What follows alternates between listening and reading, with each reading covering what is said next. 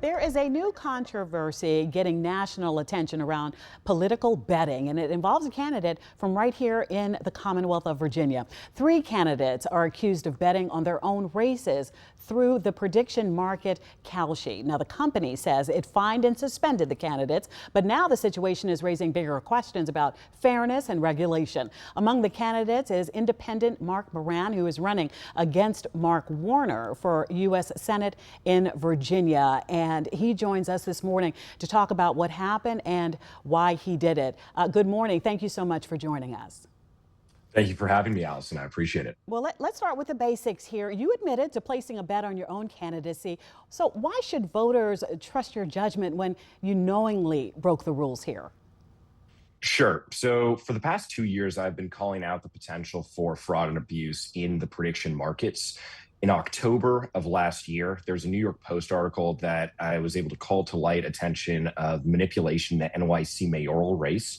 That was something that, even with the social media following that I have, wasn't able to garner enough attention to bring to light the fact that our elections can be bought by using these prediction markets. And so this was something that, going back to November, I was able to actually get the head of politics at Kalshi to add me to a market, which I then bet on myself. And now the company says that it's insider trading, which goes against the definition of insider trading, given that there would have to be possession of material non-public information. And they themselves made the market for me. They essentially fell into a trap. And now I get to use this platform to be able to call to light the fact that anyone can sway public opinion through prediction markets. Historically, it's been polls that moved media and got media attention for candidates that then informed the voter. But now prediction markets inform media. And with that thesis, this is something that can gradually move along the public perception of a candidate and sway elections. So you bet $100. It's a small amount, granted, but you talked about insider trading. Technically, since you placed the bet before you formally announced, not the article in the Post, wouldn't that be insider trading when it's coming from you? The article in the Post said that I was running for Congress. And so based that on that being public information and the fact that they themselves made the market for me is why I feel very comfortable with where this is. Well, look, you said you wanted to get caught. You said our democracy is up for sale. What exactly are you trying to expose at this point? I believe that prediction markets should be banned from any involvement in having political markets, that this is something rife for fraud and abuse, whether it's going to be domestic actors or foreign actors, that our elections already are intentionally compromised with dark money coming in through 501c4s and super PACs. And so this is something that if we don't stand up to these prediction markets, which ironically both announce settlements and or punishments within a day of each other because they know that the government is coming for them.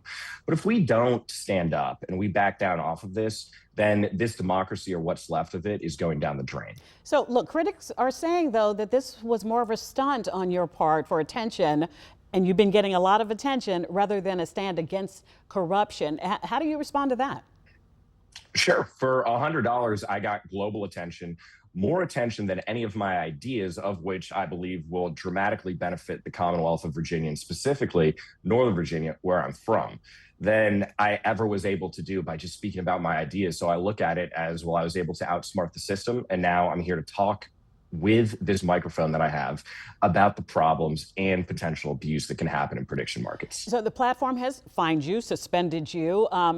You were not alone, two other candidates here. You say the initial fine was about $800, but it has gone up by thousands because you will not make a public apology. Correct me if I'm wrong there. So why continue to take this stand, some might say to the detriment of your campaign?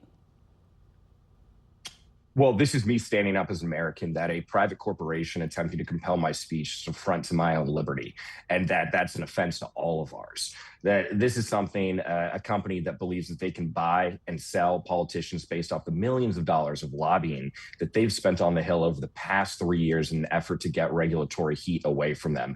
And now they're coming after me because they thought it would be a simple slam dunk, but I'm not going to back down. So, Mark, if another candidate had done this, would you consider it disqualifying? It would depend the circumstances. I look at this as most candidates or their advisors have no idea what these prediction markets even are, let alone the ability to comprehend or to regulate them. I'm the only candidate in the entire country who is able to go in, find systemic fraud and abuse from foreign actors in the mayoral race, and no one cared. So here I am. Okay, well, so what are you saying to voters?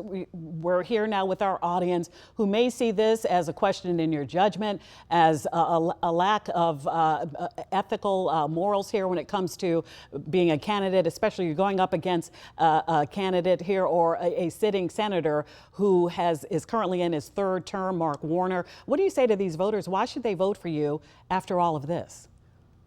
Well, first off, hello to the voters, because without doing this, I never would have had the opportunity, given that I've been cut off from college campuses by running against Mark Warner, that I've had petition fraud by people within the Virginia Democratic Party that I was instructed to hire. And I look at this as this is not a fair or level playing ground. 45% of Americans are independents. We all know the political system is broken, yet no one does anything about it. So any criticism against me is really something coming from within the traditional establishment of the left. This is an opportunity to be able to talk to the voters, show them who I am, and say that no one else has this understanding or this ability to get attention. I believe a politician should be a conduit of the people who he or she represents. And this is something that I'm able to now show my understanding, my ability, and a way that ultimately I believe this is going to help save democracy by preventing prediction markets from being able to sway elections in the future. So I look at this as doing my patriotic duty, and whatever any criticism anyone has to say, I'll take that on the chin, because here I am talking to you now, Allison. Yes or no, you continue to run? Yes. All right, that's Mark Moran. Thank you so much for spending some time with us this morning. Thanks so much. Appreciate it.